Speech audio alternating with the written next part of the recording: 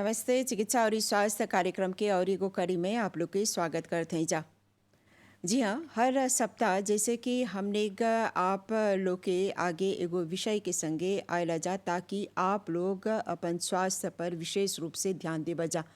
तो आज जोन विषय पर बात करब जा वह निफ्रोलॉजी यानी किडनी संबंधी बीमारी, जेकरा हमने भोजपुरी में गुर्दा के समस्या के बीमारी बोली राजा। और आज हमनी के संगे हवन डॉक्टर अंचराज जी और जे स्पेशलिस्ट हवन नेफ्रोलॉजिस्ट हवा। तो आप से हम ई जाने खोजती सबसे पहला अभी जब हमने ई विषय पर बात करते हैं जा तो मॉरिशस में किडनी से जुड़ल बीमारी की संख्या कितना बाती? मॉरिशस में जैसे बोली जला से किडनी के प्रॉब्लम में 17 पूसों के जो पॉपुलेशन हमनी के पास ओकर वो लोग बोले जला क्रोनिक किडनी डिजीज, वो लोग के गुर्दा के बीमारी बाते लगभग 560 के वो लोग पासियन जालीज करे लंग सा। तो 135,000 à 150,000 मॉरिश के पॉपुलेशन वो लोग के गुर्दा के बीमारी बाते। ये बहुत एगो गंभीर समस्या है, चला ढेर ध्यान रखे के है में। जब देखा था जा कि दुनिया भर में लगभग 850 मिलियन आदमी के ई समस्या बाती। हाँ, गुर्दा जोन है हमनी के शरीर के एगो बहुत महत्वपूर्ण अंग है। हाँ हाँ, और एकर जोन काम है, हाँ, एकर पर आप सकबा विस्तार से बोले। हाँ, जैसे कितना हला बोले जा जोन गुर्दा है हमनी के शरीर में दुगो है, एगो गोस एगो द्वात है। वो कौन काम करेला? वो पीपी पोजिया करेला ना, सबसे इम्पोर्टेंट सबसे महत्वपूर्ण पीपी पोजिया करेला, टोशो कंट्रोल करेला। एगो पासों जन हते ओके सकेला अनीमी होई ने ओके चाहला हीमोग्लोबिन पोजिया करे के जमे सगरो खून में ऑक्सीजन फैलाए। तो हो गुर्दावा जोन है किडनी जोन है वो हीमोग्लोबिन पोजिया करे के मदद करेला। हमनी के शरीर में कैल्शियम के इम्पोर्टेंट नहीं जोन खाएला से हड्डी के लिए इम्पोर्टेंट, विटामिन डी इम्पोर्टेंट। तो हो कैल्शियम विटामिन डी के ओकर जैसे बोला ओकर काम करे के हमनी के गुर्दा ओकर में ओकर एगो भाग है।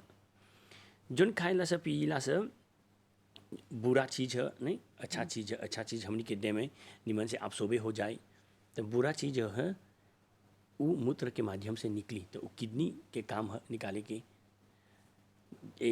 ब्लड शुगर लेवल जोन चीनी खाएला से जोन चीन खाएला से हमनी के ग्लूकोज शरीर में ग्लूकोज रहेला नहीं।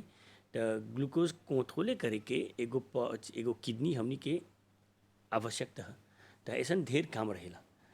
सबसे इम्पोर्टेंट हो टोशो कंट्रोल करे के, कैल्शियम विटामिन डी के ओकर मदद करे के, अनीमी के कंट्रोल करे के, ग्लूकोज के कंट्रोल करे के, और जो टॉक्सिन है पॉइजन है बुरी चीज़ें निकाले के मूत्र के माध्यम से। तो डॉक्टर अंचराज जी, जैसे हैजा परी आप बोला कि ई गुर्दा जोन है हीमोग्लोबिन के भी कंट्रोल करेला। हाँ, यानी खून के जोन हमनी के शरीर में।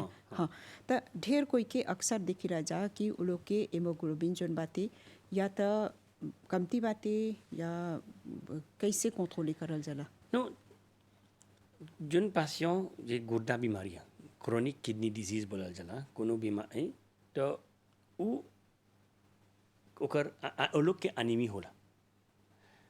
हमनी के शरीर में जोन किडनी है एगो सब्सटेंस पोजिया करेलन से बोला जाला एरिथ्रोपोइटिन। तो एरिथ्रोपोइटिन हुआ एगो हार्मोन है। हार्मोन हुआ वो हमनी के लामुल जोन है बोन मारो वो जाके स्टिमुलेट करी जमे हीमोग्लोबिन निमन से पोजिया होई। तो जोन पासियों के किडनी डिजीज गुर्दा के बीमारी है वो लोग देखबा जा कि हीमोग्लोबिन बेसे हुई अनीमी हुई। कोनो बीमारी है जोन किडनी के जैसे किस रहेला, पॉलीसिस्टिक किडनी डिजीज बोला जैसे किस रहेला नहीं, वो लोग के सकेला तो अनीमी नहीं हुई सर नहीं, वो कोंथरे हीमोग्लोबिन मोटे हुई। कोनो पासों के जो कौन से किडनी है रेनल सेल कार्सिनोमा बोला जाला वो लोग के किडनी डिजीज है सेमा देखबा जा कि कबो कबो तनी सुन अनीमी मोटे हुई। तो जोन पासों के अनीमी है वो लोग के चला देखे कि अनीमी के ढेर रीजन है। सेमा एगो रीजन है स्पेसिफिक किडनी डिजीज गुर्दा के बीमारी। तब जोन अनीमी होला जोन पासों के कबो कबो अनीमी होइबा त सिम्टम नहीं रही नहीं कई से ढेर लंबा लेतों से आनिमी रहे लग तो वो लोग ऐसन पासों के चाहेला देखे के ओकर वो लोग के टेस्ट चाहेला करे के गुर्दा बीमारी से जाने के कोई कुछ बा कि नहीं बा। यानी ओकरा खतरा बाती अगर वो आनिमी बाती हाँ हाँ जैसे बतवा लंबा समय से ओकरा ई समस्या बाते तो आगे चल के ओकरा गुर्दा संबंधी परेशानी हो सकी। सकीला गुर्दा संबंधित परेशानी हो सकी न तक कई से गुर्दा के प्रॉब्लम हो सकी वो लोग नहीं जाइए सर जैसे बोला साइलेंट रेनल फेलियर कौकिल रहेला नहीं जान बस तुम नहीं बा तो अनिमी होल गल बा और अनिमीवा नहीं को उसे कर बा तो एगो फिर से जो किडनी के डिसफंक्शन है किडनी के प्रॉब्लम है गुर्दा के प्रॉब्लम है वो बढ़ते जाए मोटे होते जाए। तो एकरा सुधारे खातिर कौन चीज चाहे करे के? एक सुधारे खातिर हमनी के चाहेला स्टेप देखे कौन बीमारी किडनी के प्रॉब्लम देवता जाबित है टेंशन बा ओबेसिटी बा किस बा इन्फेक्शन बा है चाहेला कंट्रोल करेगी आगे जैसे हम खाना पीना पर दे ध्यान रखे के जोन पासों के वो लोग के किडनी गुर्दा संबंधित प्रॉब्लम बा जोन में जालीज नहीं करे ना वो लोग के तेना चाहेला प्रोटीन कमती खाए के बात के चीज़ नहीं खाए के एक्सरसाइज करे के पानी थोड़ा बहुत मेजर करके पिए के देपान है पासों पर देपान है और फास्ट फूड नहीं खाए के नीमक नहीं खाए के है आगे है सब कंट्रोल करत हुआ तोहर अनिमी कंट्रोल हो तोहर किडनी डिजीज कंट्रोल होता तोहर जाबे तो बेचते कंट्रोल हो जा तो सब बजा तब जाके तोहर हेमोग्लोबिन कंट्रोल में होई हेमोग्लोबिन कंट्रोल नहीं होई तो देखब सा काहे नहीं कंट्रोल होता कबो कबो विटामिन कमती बा कबो कबो फे कमती बा तो वो सब सप्लीमेंट देवल जाला है से नहीं अच्छा होई तो एगो पीके करल जाला एरिथ्रोपोइटिन पीके करल जाला हम मोगिस में जाली पासों लोग के देला सा नहीं और जोन जोन के कमती होई तो एरिथ्रोपोइटिन पीके करल जाला। और जैसे शुरू में आप बोला कि 1 लाख से जस्ती 1 लाख से जस्ती के जालीज होवेला जालीज नहीं वो लोग के क्रोनिक किडनी डिजीज बा गुर्दा संबंधित प्रॉब्लम बा जालीज में मोरिस में 1560 1575 ऐसे लगभग बातें पासों। और अभी जैसे हमने मॉरिशस में जोन बातें हमने के आबादी जोन बातें वृद्ध आबादी वो बढ़ते जाता हाँ तो ऐसन में वो लोग तनी जस्ती खतरा में हवन सा कोनो बीमारी के शिकार होई के। हाँ तो ज़्यादातर जोन हवन सा वृद्ध लोग वो लोग क्या वो लोग के ई खतरा बातें किडनी संबंधी बीमारी होई के? हमनी जब देखबा हमनी के पॉपुलेशन स्टैटिस्टिक में 2015 में एगो नॉन कम्युनिकेबल डिजीज स्टैटिस्टिक करल बाते हमें लोकल की 20% पॉपुलेशन डायबिटिक बाते लगभग 28% पॉपुलेशन वो लोग के टेंशन बा जैसे बोली 17% पॉपुलेशन किडनी संबंधित के बीमारी बा और लगभग 40-50% ओबेसिटी बा तो है सब देखबा जाते हमनी के पॉपुलेशन बोला सकब सब बोले कि मालाद हवन सा तो हैसन कंट्रोले नहीं होई तो वो लोग देखबा जा कि किडनी डिजीज किडनी के संबंधित प्रॉब्लम होइबे करी नहीं देखबा हुआ कि कितना बरिस से गुर्दा संबंधित प्रॉब्लम बीमारी मोटे होइले जाता एक देखबा कि हमनी टेस्ट करत हैं सर और काली के टेस्ट लौकता आगे टेस्ट नहीं रहल नहीं जानते सही नहीं जानते हली सर बीमार हो सर अभी ढेर टेस्ट होता और लौकता कि है जाबे तोशो लो बेचते नहीं कंट्रोल करब सता किडनी संबंधित बीमारी मोटे हो ले जाए। और अभी के समय में जहाँ ई विश्व स्तर पर कोविड-19 महामारी अपन कहर मचावता एकर से ई डर भी बाते कि जे लोग के ई गुर्दा संबंधी परेशानी बाते हाँ तो लोग के तरह तरह के कॉम्प्लिकेशन हो सकी। हाँ लेकिन एगो आदमी के अगर कोविड हो गल बाते हाँ वो व्यक्ति वो आगे चल के ओकरा ई परेशानी हो सके किडनी संबंधी। हाँ हमें थोड़ा बहुत एक्सप्लिके करेला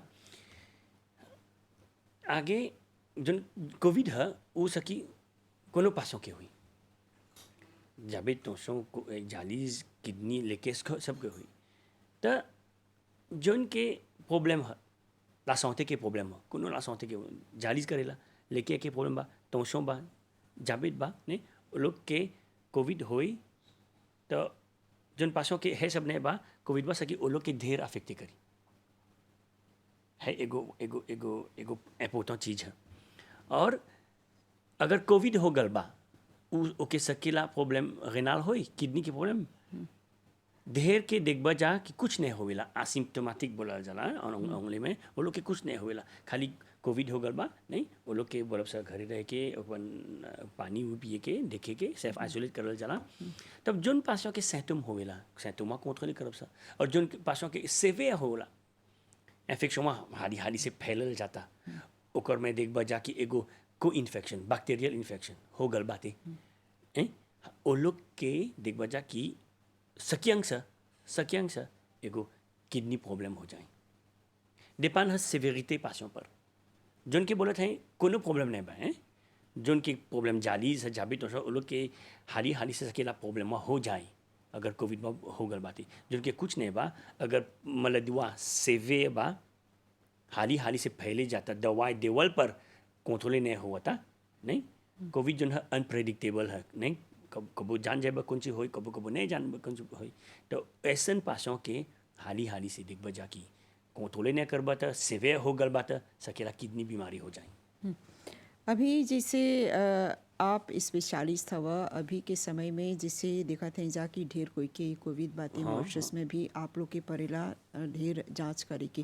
हाँ, तो ऐसन में जैसे आप कौन सुझाव देबा जे लोग की ई समस्या बातें और लोग सकें सब बच्चे? कोविड बातें सब दुनिया भर में एगो पैंडेमिक निकन हो गल बा, निकलने पैंडेमिक हो गल बा, मॉरिशस में देखबा जा कि ढेर तेज होवता, ए कोविड के पासों ढेर बढ़ले जाता। हाले मॉरिशस में जोन जाली गल बरिस कुछ नहीं रहल है बरिसवा पासों मॉरिशस में जोन जाली से करें वो लोग के कोविड हो गल बा नहीं, अनफॉर्चुनेटली जैसे बोला जाला कोनो पासों गुजर गल हवन।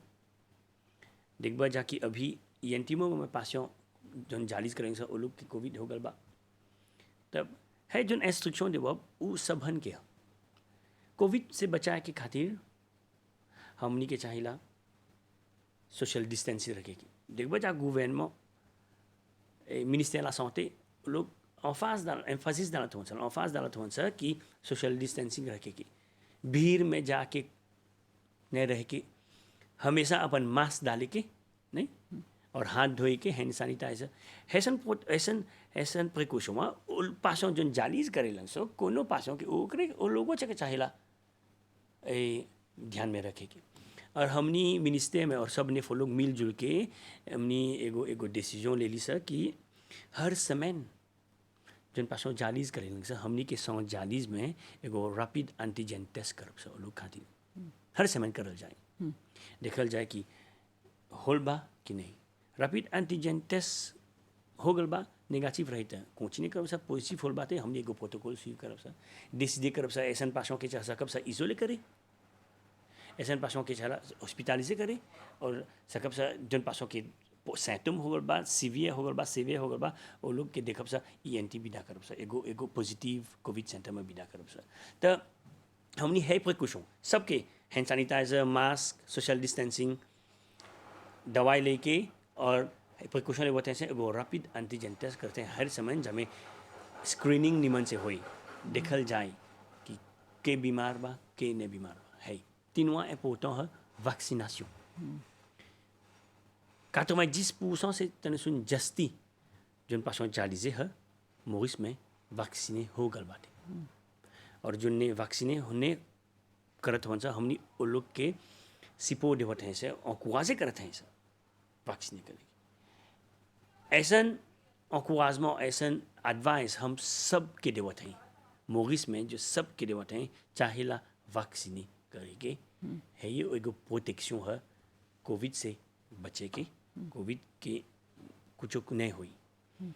वैक्सीनेशन जन है वो 100% नहीं हो, देखबा जा कि ढेर कोई पास वैक्सीने कर ले बा वो लोग के कोविड हो गल बा, से जब वैक्सीन नहीं हुई बा वैक्सीन करई बा तो कोविडवा जो जब मिली ओकर सिम्टम कमती रही, सेवेरिटी कमती रही, तो होवे खातिर हम मांग करीला एडवाइस करीला कि वैक्सीन कर, वैक्सीन वो बहुत पोते से करी। और एगो समस्या बाती मॉरिशस में दिखी रह जा कि मोटापा की समस्या बाती। हाँ, मोटापा जो न है एकर से खतरा पैदा हो सकी हमनी के कैसे बोलब जा किडनी के हाँ। जैसे वह जितना भारी भरकम शरीर रहेला त उतना समस्या हो ही सकी हमनी के गुर्दा पर। कमर के गुर्दा के। हाँ। हाँ ऐसा में आप कौन सी बोलबा? मोटापन जन है ओबेसिटी बोलल जाला त उ एगो बीमारी है। जैसे जाबित है, तोशो है, मलालिके है, किडनी डिजीज है, वो एगो बीमारी है। जैसे जाबित तोशो किडनी के अफेक्ट गुर्दा के अफेक्ट करेला, लेगे के अफेक्ट करेला, मोटापन जन है वही हमनी के किडनी अफेक्ट करी।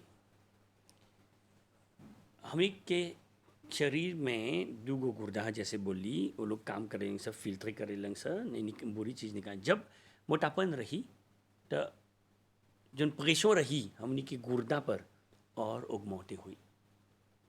जब एगो चीज़ में प्रेशर उगमौते हुई कौन चीज़ होला ओके वो हाली हाली से काम करी। जब हाली हाली से काम करी तो हाली हाली से बीमारी हुई। तो मोटापन जन है अभी काहे होला हमनी के शरीर में, काहे होला मोटापन देखबो जाकि का होता से कौन पूछो पॉपुलेशन हमनी में ओबेज होवन सब पेट मोटा हो जाता। काहे होला? एगो है लेग्जेसिस कमती करल जाता और फास्ट फूड ढेर खाल जाता।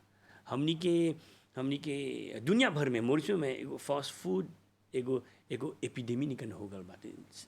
एगो एपिडेमी निकन हो गल बा और देखबा जाकि आगे जोन मिलत है पकावत हली सब अब तो फास्ट फूड फास्ट ट्रैक में मिलल जाला, हाली हाली से मिल जाला। उमें सब काली के प्रोसेस फूड रहेला, सब काली नमक रहेला, चीनी रहेला, है सब रहेला, टॉक्सिन रहेला। तो फास्ट फूड से एगो रीजन है मोटापन और मोटापन से सकल जाए किडनी प्रॉब्लम हुई वो गाँवची है। और ये जैसे बोला कि मॉरिशस में जोन बातें 1500 से जस्ती आदमी जोन बातें जालीज करे लंगसा हाँ। जालीज करे लंगसा। हाँ लेकिन ये कुछ लोग बोले लंगसा कि वो लोग जालीज करे लंगसा लेकिन पानी पिए के जो जब बात आवेला हाँ तो कुछ कोई के बहुते घूंट भर पानी पिए के सलाह देवल जाला। डरे लंगसा नहीं समझिला। अब सब पासों पागी नहीं होवन सब कोनो पासियों जब जालीज करे लंग सा वो लोग के पीपी नहीं करे लंग सा निमन से कोनो पासियों तनि सुन पीपी करे लंग सा कोनो पासियों थोड़ा बहुत जस्ती पीपी करे लंग सा। तो ई डिपेंड है कैसे पीपी करेला। पीपी नहीं करत हो तन को तो सकबा जा तन पानी कमती पिए। पीपी तनि सुन करेला तो सकबा तनि सुन जस्ती और ढेर पीपी करबा ढेर नहीं धरला एगो 0.5 कि 0.8 कोनो पासों एन लीटर ले पीपी कर लेवन सा और लोग सकियंग से जस्ती तनि सुन पानी पिए। जब बोलत है पानी तो उ सकी ओकर रस सूप ओकर पानी ओकर जीते ओकर काफे है सब मिलजुल के फ्लूइड बोलल जाला, फ्लूइड इनटेक बोलल जाला एक दिन पर। ढेर पानी पीबा पीपी नहीं करत हो तो पानी वहाँ कहाँ जाए? गोड़ फूली, मुँह फूली, हाथ फूली, पेट फूली और पुमों में पानी जस्ती हुई टूफे लगी तो कितना पानी पिए के डिपेंड है कितना पीपी करबा। हम सलाह देला हम एडवाइस देला कि हई हमेशा ध्यान रखे के पड़ी। ढेर पानी पीबा पीपी नहीं करेला तो टूफे लगी अस्पताल में हाली हाली से इमरजेंसी चला आए के और प्रॉब्लम लेके के प्रॉब्लम सकी हो जाए और सकीला टूफे होके प्रॉब्लम हो जाए। तो डिपेंड है कितना पीपी करेला उ तब जाके जनबा कितना पानी सकबा पिए। ई एगो आदमी जेकरा जालीज परता करे के ओकर खातिर है लेकिन एगो स्वस्थ आदमी जोन बाते वो अपन व्यायाम करेला अपन खान पान पर विशेष रूप से ध्यान देवेला वो सकी 1 लीटर या 2 लीटर पानी पिए। हाँ जो जैसे बोला व्यायाम करेला एक्सरसाइज करेला नहीं खाला पिएला निमन से काम करत हो सब कुछ प्रॉब्लम नहीं बा वो लोग चाहिए 2 लीटर 2.5 लीटर पिए के पानी अच्छा है अपनी शरीर के जैसे लेगिम फुई पानी वो जैसा 1.5 लीटर 2.5 लीटर दिन भर में। हाँ तो अभी के समय में जब देखत हैं जा कि आप लोग के बहुत मुश्किल के सामना भी परता करे के जे लोग जालीज करे लंग सा और अभी जहाँ पर ही हमने विशेष रूप से ई कोविड के समय से गुजरत हैं जा।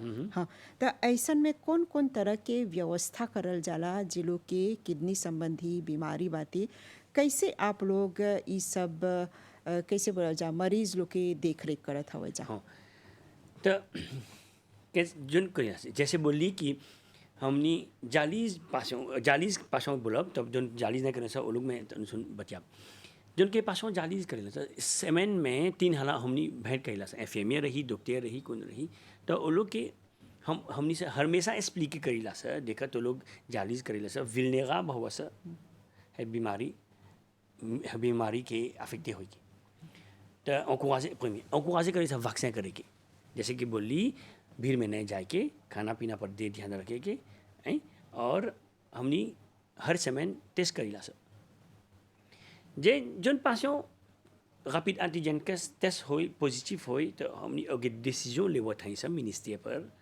सक्यंग से अपन घरे रहे सेल्फ आइसोलेट तो ऐसन पासों के जाली से करब सा आफ्टर आवर्स इजोलेट करके नहीं जाली से करब सा जमे कोई वो लोग दूसर पासों संगे मिलजुल नहीं हुई सर एगो स्पेशल ट्रांसपो मिली लेके आने के ओके जाके छोड़े के नहीं ऐसा जालीज हो जाए तो वो लोग के जालीज हो जाए तो हमनी लापागे जालीजवा से निमन से डिसइंफेक्टे हुई और हम है बोलते हैं कि कोनो पासियों जब जालीज कोविड पॉजिटिव है जब जालीज करेला सर जालीज लापागे से है माला दीवा कबो नहीं हुई चला है समझे के नहीं डरे के लापागे जाली से कबो कोविड नहीं मिलेला तो ऐसे पासों के हमनी इजोलेट कर देला सर जाली ओपन करेला अब देखब सर जोन पासियों तनि सुन सैतुम नहीं सकें सर अपन घरे रहे सेल्फ आइसोलेट तो एगो उपाय करब सर कि ऐसा पासियों कि हमनी आइसोलेशन लोपिता के आइसोलेशन वार्ड में भर्ती करी एडमिट कराई और जोन पासियों अभी सैतुमा सेवे हो गल बा लोपिता में ने सब देखे वो एगो कोविड पॉजिटिव सेंटर में विदा करब सर ईएनटी हॉस्पिटल में विदा करब सर तब ई जालीस पासियों के हमन सर ढेर पासियों किडनी के संबंधित प्रॉब्लम बा वो लोग के तोसों जाबे दूसर क्वालिटी के प्रॉब्लम बा जालीज नहीं करे लंग सर वो लोग जब रॉन्डेवू में आवे लंग सर वो लोग जब रॉन्डेवू में आवे लंग सर हमनी पूछला सर वैक्सीन कर ले हुआ कि नहीं कर ले हुआ अभी एगो जैसे पूछला सर कितना बरिस होल बा तो कहाँ रहेला अभी एगो क्वेश्चन पूछल जाला तू वैक्सीन कर ले हुआ कि नहीं कर ले हुआ हमनी नहीं सकब से फोर्से करे कोई के द्वारा नहीं फोर्से करे के लेकिन हमनी एडवाइस देव सर एक्सप्लिके करब सर वैक्सीन नहीं करब तो कौन प्रॉब्लम हुई जो जैसे बोली कि सोशल डिस्टेंसिंग मास्क डाले के हाथ धोई के है सब एक्सप्लिके करीला सर वो लोग धीरे विन लेगा बात जैसे बोली तो ऐसा प्रिकॉशन बोलीला सर जोन पासियों के परिवार में पॉजिटिव हो गल बा वो लोग के बोलीला सर देखा ऐसा जोन परिवार में जाके बचिए सर अपन घर में रहिए सर सेल्फ आइसोलेट करिए सर न तब प्रॉब्लम हो जाए और तो लोग के जाबे तो और गुर्दा प्रॉब्लम हुई तो हाली से कोविड बा सकीला दो से हो जाए हैजा परी और एगो बात बोला जिसे आप बोला कि जब आप लोग कोनो मरीज के जालीज करे खातिर ले जाला जा आप लोग टेस्ट करावी जा हाँ तो मरीज के भी और जो लोग के टीम के भी सब मरीज के होई और सब जो स्टाफ जालीज में काम करेंगे सर वो लोग भी हम नहीं करेला सर वो ओब्लिगाटो है आवश्यक हर सप्ताह हमनी जन बात देख बच्चा कि स्टाफ है लोपिताल में कोनो जो स्टाफ मरीज से काम करेला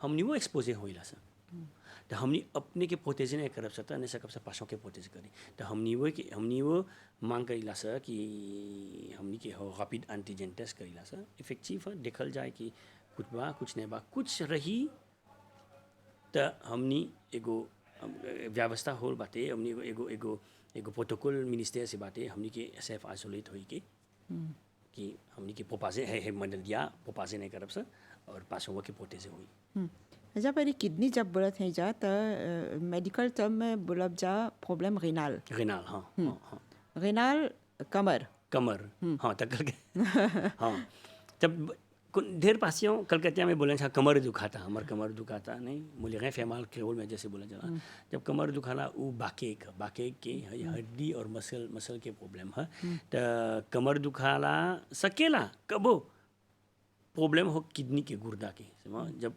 हमनी के शौगों में है कलकत्ता में बोला जाला हमार कमर दुखाता तो कमर दुखाता ई बोला जाला बाके बोला जाला बाके बोला जाला कंफ्यूजन नहीं करे के है में ठीक हाँ तो डॉक्टर रंचराज जी लगभग ये कार्यक्रम के आखिर लेकर पहुंच गए हैं जा हाँ आप कौन सी बोलबा सुझाव के तौर पर जे लोग ई कार्यक्रम देखत हवन जा? हाँ, है बहुत आवश्यक चीज़ बोल रहा है।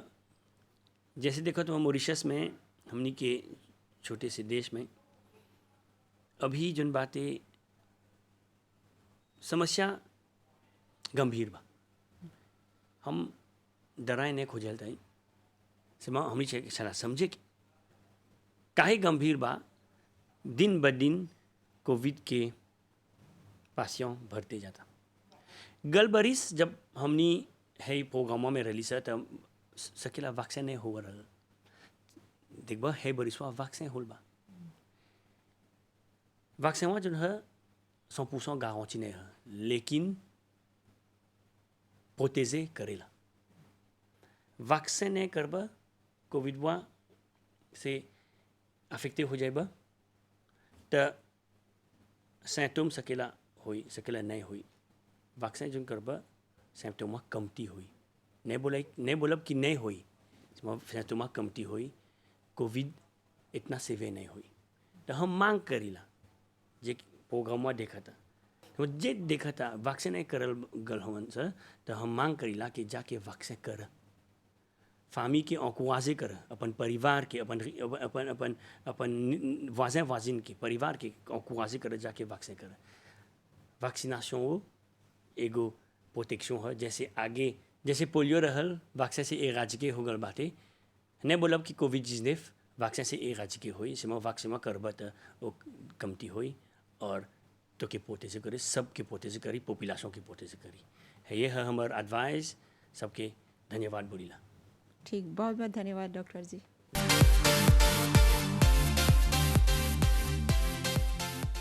जी हाँ, आज जैसे हमने एक बात कहे जा किडनी संबंधी बीमारी पर, और ई जैसे कि डॉक्टर जी बोलन कि जोन टीकाकरण है वो ज़रूरी है, यही हमनी के रक्षा सकी करी। और ई खान पान पर चाहेला विशेष रूप से ध्यान दे के, काहे कि जोन चीज़ खाएला जा, जोन चीज़ पिहिला जा, हमनी के शरीर में जोन चीज़ जाला उहे हमनी के शरीर के एक तरफ स्वस्थ रखेला और एक तरफ बीमार भी सकेला करी। त बहुते ध्यान चाहेला दे के, और ई व्यायाम ज़रूरी है। हमनी के शरीर के हर अंग जोन है महत्वपूर्ण है, सबके काम बातें अलग अलग, लेकिन अगर हमने विशेष रूप से ध्यान देवब जा अपन व्यायाम से, त हमनी स्वस्थ रहब जा। त चिकित्सा और स्वास्थ्य कार्यक्रम के ई करी के हमनी घइजे परी विराम देवब जा और एगो प्रोग्राम के संगे आप लोग से भेंट करब जा। अभी खातिर हमनी के और हमनी के पूरा टीम के आज्ञा देवब जा। नमस्ते।